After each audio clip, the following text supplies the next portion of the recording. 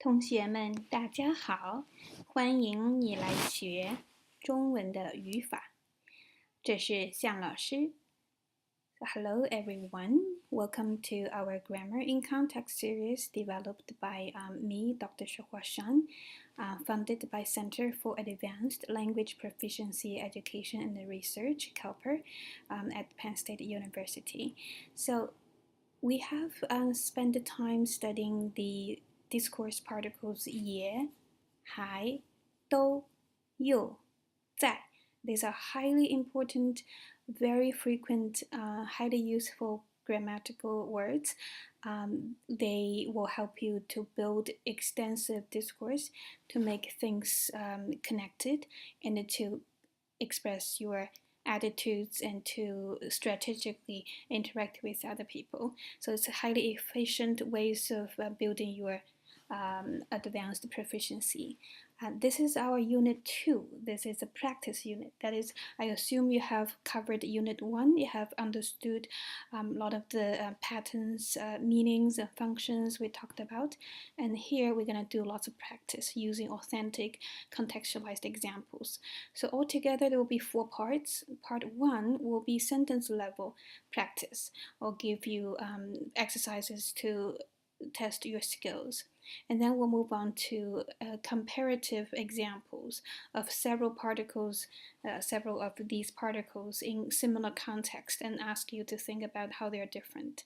And then the third unit, third part, will be using discourse level examples. So you'll see clips from films, Twitter tweets, and all sorts of authentic examples. And then last unit, the last part, will be reading excerpts. So let's begin. So part 1, practice by contextualized sentence level examples. So which discourse particle, or you can just simply call it adverb, which adverb would you use to put in the words of the baby who says to the mirror image, haha, 我们见面了. What if the baby wants to say, now we met again, we meet again. So we are meeting again. Haha, 我们. Again, is it you, is it you, or is it 在? So something's happening now. We are looking back in retrospect. 我们又见面了. We met again. We meet again. 我们又见面了. Now in this example, we will meet again. 别担心, don't worry. 我们会见面的. Without any adverb, simply saying 我们会见面的. You are promised we're gonna meet. But what if we want to say again? We're gonna meet again. 我们会再见面的. We're gonna meet again. Future, forward looking. 别担心，我们会再见面的. Now, we know that Japanese food, at least in the US, is very expensive if you go to the restaurants to eat. So what if there's you and you're talking to your friend, and your friend suggests let's go eat Japanese food, and you say, 去吃日本菜 again? 昨天刚吃了. We had it just yesterday. 日本菜那么贵. Japanese cuisine is that expensive, so expensive. 要是吃一次. So if we eat one more time, so what adverb do I use to convey the idea of one more time? 我这个月的工资就没了. My salary of this month will be gone. Because that's how expensive it is. What would be the first adverb? And the second? 又去吃日本菜, because they are suggesting that, and you say, we're eating again, as if it's already decided. You conveys the idea that this is happening again to me. 昨天刚吃了，日本菜那么贵，要是再吃一次, so conditional, looking forward to the future. If I let this happen one more time, 要是再吃一次, 我这个月的工资就没了. So 就 versus 在. Next example, the scenario is that this artist would say, 我喜欢看漫画. What adverb would be good here to suggest that I also like to draw manga? Not only do I like to read manga, I also like to draw manga. 我画的漫画 something something 得过奖呢.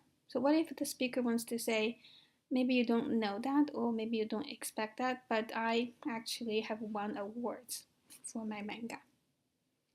我喜欢看漫画，也喜欢画漫画。So something in addition to what I like to do. 我喜欢看漫画，也喜欢画漫画。我画的漫画还得过奖呢。还 conveys the idea that you may not know that, but counter to expectation or beyond expectation, my comics won awards. Now, this example. What if you are a host and you've made a lot of dishes and the guests are eating and you want to suggest to them, take your time. There's still several dishes yet to come on the table. 你们慢点吃啊。你们慢点吃啊。还有几个菜没上呢，上菜 to put dishes on the table to serve. 你们慢点吃啊，还有几个菜没上呢。还 suggests the idea of not yet, but it's coming. Now, this example, we had it in a slightly different version in our Learn unit. Do you recall how this is going to work? 我原来开出租车，后来耳朵有点聋了，岁数大了就退休了。So the taxi driver, the former taxi driver, talks about how he left his trade. So I used to drive taxi, then I got a little bit deaf. The next utterance, my age gets older, that's additional information. 岁数也大了. So on top of that, my age is also bigger. 就退休了, so I retired. Next example. So what if you're chatting with a friend, finding out where you were born, each of you? The person says, 你是在芝加哥出生的吗？真巧啊. Oh, that's really something. What a coincidence. 我也是在芝加哥出生的. So I'm also born in Chicago. That's why he said that's what a coincidence. 真巧啊，我也是在芝加哥出生的. So what would be the next slot? 我们是芝加哥人. We're both Chicagoans. 我们都是芝加哥人. Next example. We in the Learn unit, we talked about him being a Canadian who speaks Mandarin very fluently, and his name is 大山. 他的名字叫大山. 大山大家 something something 知道，虽然他是加拿大人，可是他 something something 算半个中国人。他的中文说得非常地道，地道 native.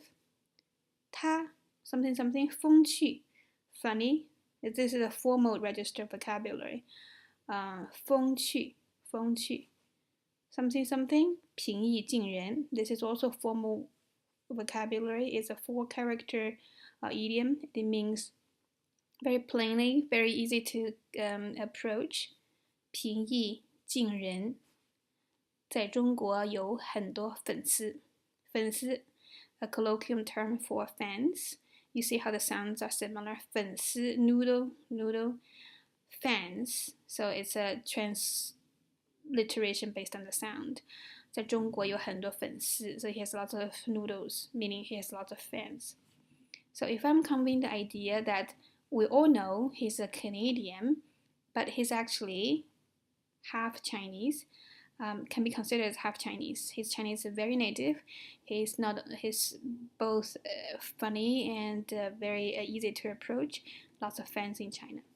他的名字叫大山，大家都知道。虽然他是加拿大人，可是他也算。So you're talking about although, but. Then this year helps to put this information of being considered half Chinese into what you already talked about. So he's Canadian, yeah, but he's also half Chinese. 他的中文说得非常地道，他又风趣又平易近人。Two things on top of each other, funny, easy to approach. Easy to approach, funny. 他又风趣又平易近人。在中国有很多粉丝。The next one. So what if the weather is really bad? It's not only raining, it's also windy, it's very cold. Windy, 刮大风，刮 literally 刮 means a scraping, like scraping things from a pot. 刮大风, so the wind scrapes back and forth. 今天的天气真糟糕，又下雨又刮大风。很冷。So these two things are on top of each other. It's raining and it's windy. It's windy and it's raining. 又下雨又刮大风，很冷。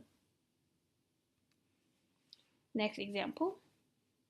So if you are asking someone how's that restaurant, and this guy says something 可以，不差，也不算好。This is a common experience. The restaurant is not so good, but not so bad either. It's just something so-so. We have a fixed colloquial expression that uses the adverb 还。这个餐馆怎么样？还可以，不差，也不算好。So this chunk is the very useful tool for you if you want to stay in the middle ground. 还可以，还可以。So how's your day? 今天你怎么样？还可以，还可以。Now, let's imagine you are writing a postcard to your sister in Chinese, and you apologize for not being able to make it to visit her in the summer break because you had to have to take 3 classes, and on top of that, you also have to work part-time. You promise that when winter comes, you're gonna go seek her out. 亲爱的姐姐，对不起。今年暑假太忙了 something 去看你了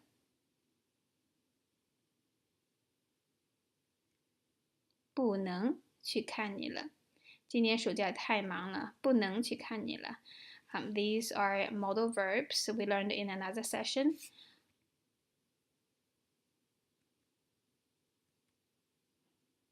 我要 or 我得上3门课 So have to take 3 classes 还要还得打工 So 还 helps to convey the idea of even more is coming 我还要还得打工 We learned in our modal verb unit that 要 conveys the idea of that just needs to be done it's necessary to be done Day conveys the idea that you have to do it, it's against your desire. 还得打工。等寒假的时候，我再去找你玩。So the focus here is the adverb 在。When it's a winter break, let me go look for you. So 在 once more, but the idea is that let me first cover my summer break, and then it's winter, I'm gonna go look for you. So although it's not something exactly to be done again, it's the idea that something has to be done first, and then I'm gonna do that.